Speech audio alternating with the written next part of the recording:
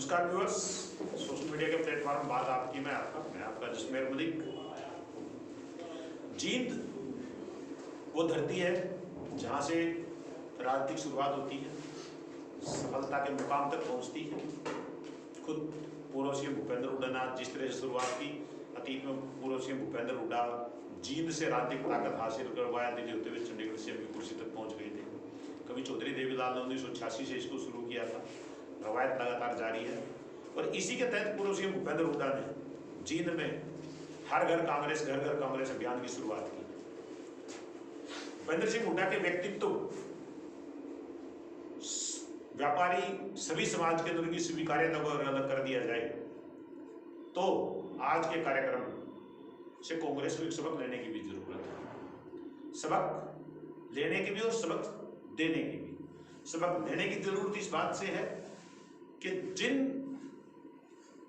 लोगों पर कांग्रेस की जिम्मेदारी है, शायद वो अपनी जिम्मेदारी को लेकर ज्यादा गंभीर नहीं है।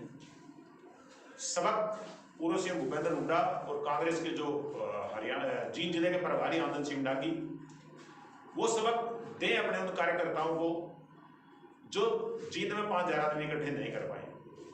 आनंद सिंह डांगी ने इस कार्यक्रम की तैयारियों को लेकर 2 दिन पहले जींद में मीटिंग की थी, तब उन्होंने कहा था जींद में 107 टिकटार्थी है।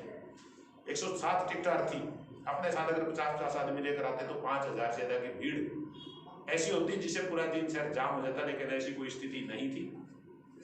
आनंद सिंह डांगी बड़े मंझे हुए राजनीतिक नेता हैं, पूर्व सीएम भूपेंद्र हुड्डा के बहुत विश्वास के, इसीलिए उन्होंने हरियाणा की राजनीति का केंद्र कहे जाने वाले जींद जिले की जिम्मेदारी डांगी साहब को दी है।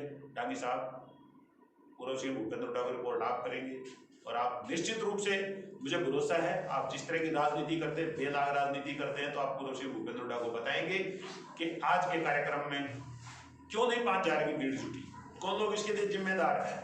ये जिम्मेदारी आनंद सिंह डांगी को करनी होगी और रिपोर्ट पूर्व सीएम भूपेंद्र हुड्डा को जाएगी, निश्चित रूप से देनी होगी, देनी चाहिए। और पूर्व सीएम भूपेंद्र हुड्डा को भी, जींद एक ऐसा जिला है जिसको राजनीतिक रूप से बहुत जल्दी साधना इतना आसान किसी पार्टी के लिए नहीं होता। हाँ, ये सच्चाई है कि जब कोई राजनीतिक नेता जींद को राजनीतिक रूप से साध लेता है तो जींद के लोग उसका पूरा साथ देते हैं। पूर्व सीएम ओम प्रकाश चौटाला को जब प्रदेश में नकार दिया गया था, तब 2009 में जींद जिले की 5 विधानसभा सीट उनकी झोली में डाल दी थी। जब प्रदेश में ओम प्रकाश चौटाला की सरकार थी, इनेलो की सरकार थी, तब 2005 के विधानसभा चुनाव में जींद की सारी सीटें कांग्रेस की झोली में डाल दी थी, पूर्व सीएम भूपेंद्र हुड्डा के साथ चले गई थी। तो ये जींद है और हुड्डा साहब, आपको इस जींद में कम से कम लोकसभा चुनाव और विधानसभा चुनाव से पहले आपको यहाँ नई रणनीति बनानी होगी। यहाँ कार्यकर्ताओं को ये समझाना होगा कि चेहरे दिखाने से बात नहीं बनेगी, काम करना होगा, जमीन पर काम करना, धरातल पर काम करना होगा। हुड्डा साहब, मैं आपको एक छोटी सी बात बताता हूँ। फरवरी 2000 के विधानसभा चुनाव थे, ओम प्रकाश चौटाला को नरवाना से चुनाव उन्होंने लड़ा था, तब वो प्रदेश के सीएम थे। और ओम प्रकाश चौटाला से जब उनके कार्यकर्ताओं ने नरवाना से उनका नॉमिनेशन दाखिल करवाया था तो कहा था आप नरवाना से लड़ दो। तो चौटाला ने तो कहा था कि मैं उचाड़ा से लड़ना चाहता हूँ, कार्यकर्ताओं ने कहा आप नरवाना से लड़ो क्योंकि आप नरवाना से पहले विधायक बन चुके थे 1993 में। तब चौटाला ने कहा था कि ठीक है, मैं चुनाव लड़ूंगा लेकिन मैं नरवाना में चुनाव प्रचार नहीं करूंगा। ओम प्रकाश चौटाला ने अपनी बात पूरी की, उन्होंने कभी नरवाना में चुनाव प्रचार नहीं किया, रात को जरूर नरवाना में आकर रुकते थे, फीडबैक देते थे। और मैं एक वाक्य का संदिग्ध हूँ, जब ओम प्रकाश चौटाला नरवाना के रेस्ट हाउस में गए तो मैं अमर में मुझे उनका इंटरव्यू करना था। नरवाना के रेस्ट हाउस में पैर तिल डालने को जगह नहीं थी, इतने लोग थे, लेकिन नरवाना के गांव में उनके लिए कोई भी वोट मांगने वाला कार्यकर्ता मुझे हर गांव में 3 बार जाने के बाद भी नजर नहीं आया था।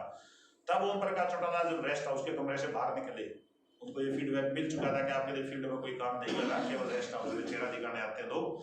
तब उन्होंने कहा था कि एक भी आदमी मुझे रेस्ट हाउस में नजर नहीं आना चाहिए। और तब भगदड़ मच गई थी, इनेलो के कार्यकर्ता दीवारें कूद कर भाग गए थे।